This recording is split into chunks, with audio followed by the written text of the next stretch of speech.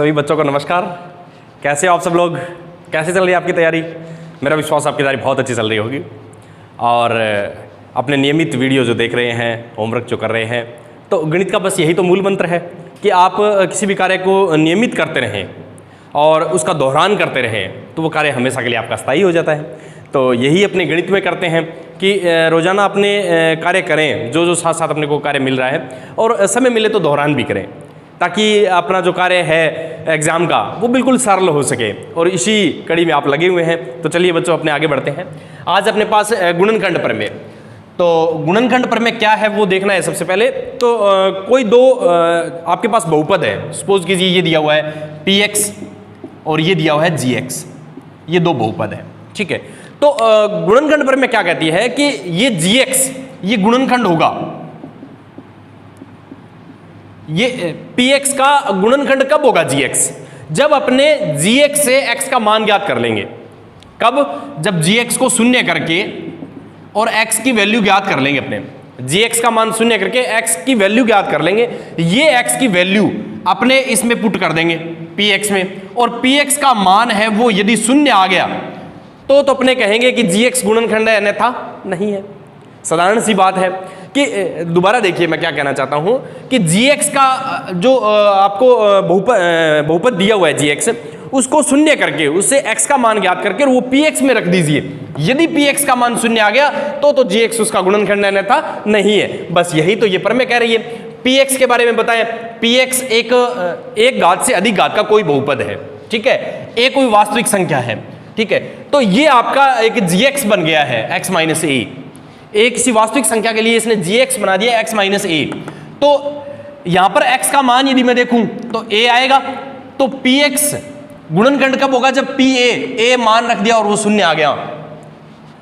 px का मान शून्य कब आया है? a पर, तो वो गुणनखंड होगा। यदि pa का मान शून्य है तो x माइनस ए है, वो px का गुणनखंड है। उसका उल्टा दे दिया, ये लाइन है उसको घुमा करके लिखा हुआ है। तो यही गुणनखंड प्रमेय है। तो एक सवाल अपने यदि करेंगे तो अपने को बहुत ही आसानी से समझ में आ जाएगा। तो देखिए बच्चों कैसे करना है।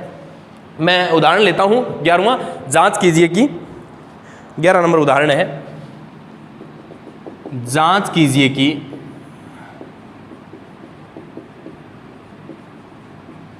अपने पास दिया हुआ है x प्लस 2 बहुपदों, x प्लस 2 बहुपदों, कौन कौन से बहुपद दिए हुए हैं? x cube plus 3x square plus 5x plus 6, x cube 3x square plus 5x plus 6, और दो दिए हैं बच्चों बहुपद। दूसरा दिया हुआ है 2x प्लस 4, 2x प्लस 4 का गुणनखंड है या नहीं, ये चेक कर रहे हैं बच्चों। बिल्कुल आसान सा सवाल है। तो सबसे पहले देखिए कि गुणनखंड कौन है। गुणनखंड ये है, इसके लिए अपने को चर्चा करनी है ये गुणनखंड है या नहीं है। इस बहुपद के लिए गुणनखंड किसको जांचना है कि गुणनखंड कौन सा है, तो वो x प्लस 2 है। तो अपने क्या करेंगे, x प्लस 2 का मान है वो शून्य करके x का मान आएगा वो इसमें भी रख के देखेंगे और इसमें भी रख के देखेंगे। यदि इसका मान शून्य हो गया तो इसका गुणनखंड है, और इसका शून्य हो गया तो इसका गुणनखंड है, दोनों का शून्य हो गया तो दोनों का गुणनखंड है, ठीक है। ये टेक्निक है। तो माना x प्लस 2 बराबर 0, x बराबर माइनस 2, x का मान ज्ञात कर लिया। जो भी जिसको गुणनखंड अपने सिद्ध करना है या जिसके लिए जांच करनी है उसमें x का मान ज्ञात करना है, वो भी कैसे? शून्य मानते हुए उसको। मैंने इसकी वैल्यू शून्य मान ली तो x इक्वल टू आ गया -2, ठीक है। अब चलते हैं, पहला इसके लिए चेक करता हूँ फिर उसके लिए। तो फर्स्ट px है x cube 3x square plus 5x plus 6, ठीक है, x इक्वल टू -2, ठीक है। तो ये आ गया बच्चों p -2 की घात 3, 3 -2 का वर्ग, 5 -2 और 6। इसको यदि देखूं तो देखिए बच्चों -2 की घात 3 है, तो पहले आपको चिन्ह की घात देखनी है। -2 की घात 3 है, विषम है तो माइनस का चिन्ह आएगा। क्यों आएगा? क्योंकि माइनस माइनस माइनस इस तरह से माइनस माइनस प्लस हो गया, फिर ये माइनस आ गया तो माइनस हो गया। या फिर मैं यूं कहूं कि माइनस चिन्ह की घात विषम संख्या हो तो माइनस आता है, सम हो तो प्लस आता है, तो यहाँ माइनस, और 2 का घन 8। इसी तरह इसको देखूं तो 3 माइनस का वर्ग है प्लस हो गया, और 2 का वर्ग 4, ये हो गया माइनस का 10 प्लस का 6, -8 प्लस के 12 माइनस के 10 प्लस के 6 माइनस प्लस के तो हो गए बच्चों 18 और माइनस के भी 18 तो 0। अब आप बताओ कि मैंने इसमें x का मान रखा और इसकी वैल्यू आ गई 0, तो बताइए ये गुणनखंड है कि नहीं है? x + 2। तो साधारण सी बात है कि यदि मान 0 आ गया तो गुणनखंड है। इसका कारण भी आप दे सकते हैं, यहां p - 2 बराबर 0 प्राप्त हुआ है, अतः x + 2 एक गुणनखंड है।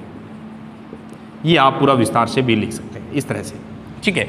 अब चलिए इसके लिए चेक करते हैं दूसरे के लिए, तो वही सेकंड्स px है यहाँ पर 2x + 4, x का मान क्या रखना है बच्चों अपने को? -2 रखने पर तो ये हो गया p - 2, 2 गुणा में -2 और प्लस के 4, 2 का गुणा -2 से करेंगे तो माइनस के 4 प्लस के 4 कितना आ गया? 0 आ गया ना। 0 आ गया तो अब क्या कहेंगे आप? वही तो है अपने पास कि p - 2 बराबर 0 प्राप्त हुआ, अतः x + 2 एक गुणनखंड है। तो ये देखिए गुणनखंड प्रमेय का मैंने सहारा लेते हुए भी ये क्यों है, यदि ऐसा प्राप्त हो गया तो ये क्यों है? ये गुणनखंड प्रमेय कह रही है अपनी, यदि मान 0 प्राप्त होगा तो वो उसका गुणनखंड होगा। तो यही कार्य मैंने किया है। तो किसी भी बहुपद को चेक करना है कि वो गुणनखंड है या नहीं है, तो जो गुणनखंड की बात कर रहा है कि गुणनखंड है या नहीं है, उसका मान अपने 0 करके x का मान ज्ञात करके और जिसके लिए चेक करना है उसमें रख देंगे। मान यदि 0 आया तो गुणनखंड है, अन्यथा नहीं है। चलिए अगला सवाल लेते हैं। बहुत ही अच्छे सवाल है और बिल्कुल सिंपल सवाल भी है, और ऐसे पहले भी अपने ज्ञात कर रखे हैं, तो आपको बहुत आसानी से समझ में भी आ रहे होंगे। चलिए अगला सवाल लेता हूं। एग्जाम्पल नंबर 12, यदि x - 1 यदि x - 1 अपने पास 4x³ 3x² और दे रखा है इसने -4x + k -4x + k का एक गुणनखंड है, तो k का मान ज्ञात कीजिए। का एक गुणनखंड है तो k का मान ज्ञात कीजिए। तो देखो बच्चों कैसे करना है इसको। सबसे पहले माना x - 1 बराबर 0, x का बराबर 1, ठीक है, ये रख दिया मैंने। x का मान, ये इसका गुणनखंड है ऑलरेडी, ये कह रहा है, तो अपने को पता है यदि ये इसका गुणनखंड है तो x बराबर 1 पर इसका मान 0 हो जाएगा। यदि x - 1 px, इसको मैं px बोल रहा हूं, px का एक गुणनखंड है, एक गुणनखंड है, तो p1 बराबर 0, यानी जैसे ही मैं x - 1 यदि गुणनखंड है तो x बराबर 1 पर p का मान है, यानी बहुपद का मान है, वो 0 हो जाएगा। तो देखिए फिर, तो ये हो गया मेरे पास, जैसे ही मैं इस पे 1 रखूंगा x का मान तो इसका मान 0 हो जाएगा। तो चलिए बच्चों,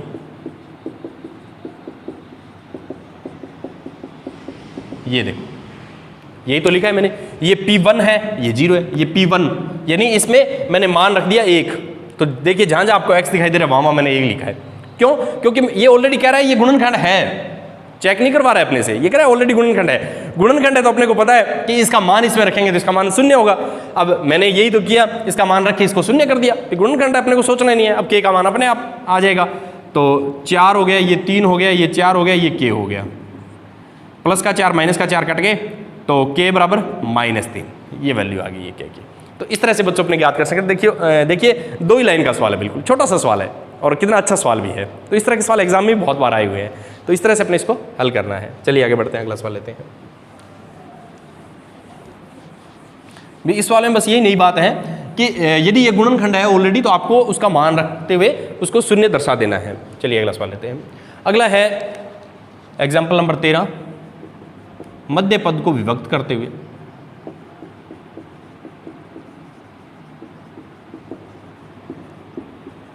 या विभाजित करते हुए लिख देता हूं।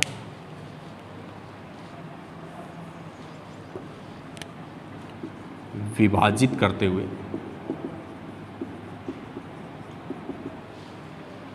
6x² + 17x + 5, 6x² + 17x + 5 के गुणनखंड कीजिए। इस तरह से सवाल दिए, इसको हल करते हैं बच्चों। तो ये आ गया 6x² प्लस 17x प्लस 5, ठीक है। इसके गुणनखंड अपने को करने हैं। तो इस तरह का सवाल जब भी आता है बच्चों, सबसे पहले आपको ये देखना है बहुपद है वो सही क्रम में है क्या, 2 घात 1 घात और अचरपद, ठीक है। अब इसमें देखो ये है, इसको यूं लिखते हैं अपने ax² plus bx plus c, इस तरह से होता है ये। तो सबसे पहले आपको ac का मान ज्ञात करना होता है, ac का गुणा, ac का गुणा कितना है, 6 5 30, ac का गुणा है 30। ये आपको नोट करना है कि ac का गुणा कितना है, ac यहाँ पर 30 आ गया। अब सवाल शुरू होता है अपना यहाँ से।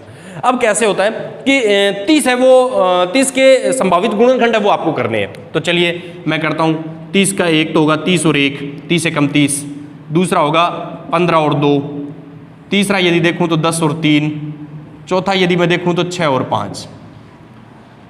तो इस तरह से इसके संभावित गुणनखंड ये बन गए हैं कि 30 1, 30 एकम 30, उसके बाद ये 15 के पाड़े में आता है, 10 के पाड़े में आता है, 6 के पाड़े में आता है, फिर 5 के पाड़े में तो आएगा, ये छोटे अपने आप बन जाएंगे, ठीक है। इस तरह से, क्योंकि फिर 3 के पाड़े में भी आएगा, 2 के आएगा, 1 के आएगा, वो हो गया। तो ये संभावित गुणनखंड मैंने कर लिए हैं। अब देखिए आगे क्या करना है। यहाँ पर कौन सा चिन्ह है, प्लस का चिन्ह है, उसमें से वो जोड़ा उठाना है जिसको जोड़ने पर, यहाँ पर प्लस है, इसमें से वो जोड़ा उठाना है जिसको जोड़ने पर 17 प्राप्त हो।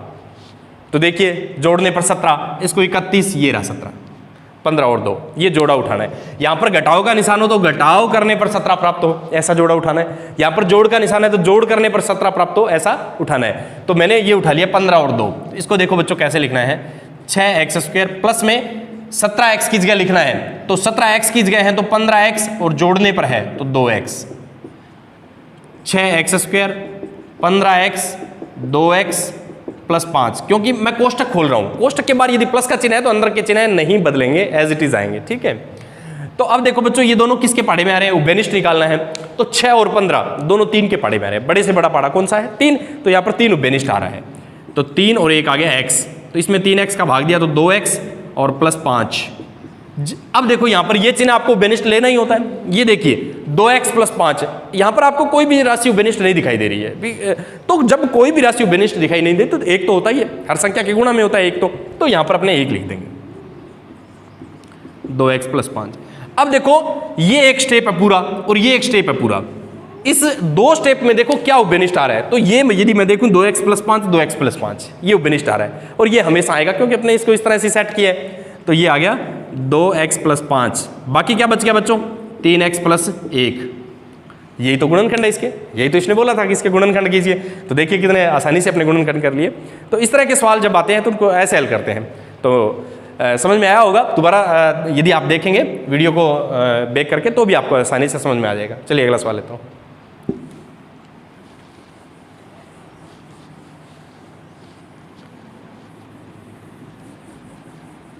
अगला सवाल दिया हुआ है अपने पास है, उदाहरण नंबर 14 है।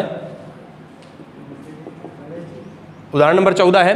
तो यदि मैं इसको देखूं y² minus 5y plus 6, y² minus 5y plus 6, ठीक है। इसको इसके गुणनखंड करने हैं मध्य पद को विभाजित करते हुए कि गुणनखंड कीजिए, ठीक है। तो इसी तरह बच्चों अपने इसको लेके चलेंगे। सबसे पहले मैं बहुपद लिख लेता हूं, ठीक है। अब वही तरीका अपना, इसका यदि व्यापक रूप देखूं, मैं इसका स्टैंडर्ड फॉर्म देखूं तो वो ये होगी ax² plus bx plus c, ठीक है। तो अब आपको क्या करना है, इसमें ac का मान ज्ञात करना होता है। तो ac कौन सा है, x² का गुणांक और अचर पद, उठा लीजिए इसको। तो ये है, अब देखिए यहां पर आपको x² है, जैसे होता है चर है वो x लेते हैं, यहां पर y दिया हुआ है तो अपने इसको यूं मान ले कि इस फॉर्म में है, ये कोई फर्क नहीं पड़ता उससे, ठीक है। यहां पर अचर पद है वो y है। अब देखिए बच्चों क्या करना है आपको ये देखना होता है कि इसका गुणांक क्या है y² का। जब आपको कोई गुणांक नहीं दिखाई दे रहा है तो वहां पर गुणांक है वो 1 होता है, तो इसका गुणांक 1 है। अब 1 का गुणा 6 से करेंगे तो ac का मान यदि मैं देखूं, ac का मान आ गया मेरे पास 6, ठीक है। 6 के संभावित गुणनखंड आपको करने हैं। तो 6 के संभावित गुणनखंड क्या होंगे, एक तो देखो सबसे पहले 6 के पाड़े में आता है ये, दूसरा 3 के पाड़े में आता है, फिर 2 के पाड़े में आएगा, तो यही बन जाएगा। तो 6 के संभावित गुणनखंड है वो 2 ही है अपने पास, 6 1 और 3 2, 3 दूनी 6 होता है, 6 कम 6 होता है, ये 2 संभावित गुणनखंड है। अब देखिए अगली शर्त क्या कह रहा है, ऐसे गुणनखंड उसमें से उठाने अपने को, वो सिलेक्ट करने हैं जिसकी शर्त क्या होनी चाहिए, उनका जोड़ है वो 5 होना चाहिए। देखिए इसका जोड़ 7 है, इसका जोड़ 5 है, ये वाला सेलेक्ट करेंगे अपने, तो चलिए सेलेक्ट कर लीजिए वाई स्क्वायर। अब यहां पर जो चिन्ह है वो आप लगा देंगे और इसको कोष्टक में आप लिखेंगे 5y को मैं लिखूंगा 3y और जोड़ करना है ना तो 3y plus 2y, 3y plus 2y 6। अब बार माइनस का चिन्ह है, आप इसको खोल दीजिए, अंदर के सारे चिन्ह वो बदल जाएंगे। प्रथम 2 पद है उसमें से क्या उभयनिष्ठ आ रहा है, y उभयनिष्ठ आ रहा है, निकाल दीजिएगा। और अंतिम 2 है उसमें 2 कॉमन आ रहा है। अब देखिए ये चिन्ह आपको हमेशा उभयनिष्ठ लेना ही होता है। यहां पर हो गया y, अंदर के सारे चिन्ह वो बदलते हुए चलेंगे, तो ये हो गया माइनस का 3। अब देखो पूरे में क्या उभयनिष्ठ आ रहा है, y माइनस 3, बाकी क्या बच गया, y माइनस 2। इस तरह से आप यदि इसको देखेंगे तो आपको आसानी समझ में आ जाएगा। चलिए अगला सवाल लेते हैं।